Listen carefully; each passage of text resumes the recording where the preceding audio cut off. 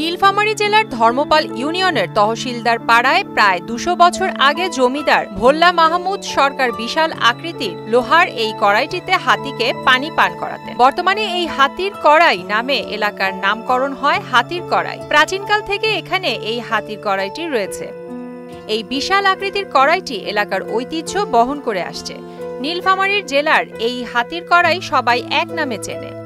সুদবিহীন ব্যাংকিংয়ে আত্মশুদ্ধির পথ এনআরবিসি ব্যাংকের ইসলামিক ব্যাংকিং আল আমিন।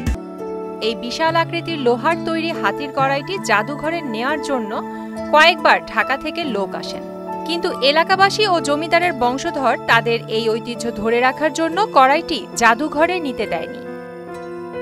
হাতি দেখেছি কিন্তু এই হাতির কড়াই দেখা হয়নি। এটি দেখতে প্রথম এখানে আসলাম।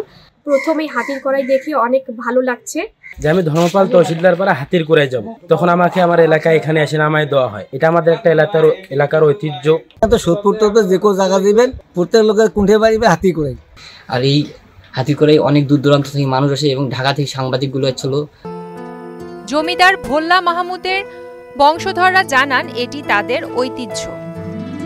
ধর্মপাল তহসিলদার পাড়া হাতির কড়াই, এই হাতির কড়াইটা নামটা এসছে এই কড়াই থেকে। এই কড়াই প্রায় ২০০ বছর পূর্বে জমিদার ভোল্লা মাহমুদ সরকার এটি শিলিগুড়ি থেকে ক্রয় করেছিলেন। আগে এখানে হাতি পানি পান করত। এই হাতির কড়াই আমাদের এলাকার ঐতিহ্য। ২০০ বছর আগে জমিদার ভোল্লা মাহমুদ সরকারের শিলিগুড়ি থেকে কেনা হাতির কড়াইটি এখন নীলফামারী ধর্মপাল ইউনিয়নের তহসিলদার পাড়ার ঐতিহ্য। প্রিয়াঙ্কা নিতু, মোহনা ডিজিটাল।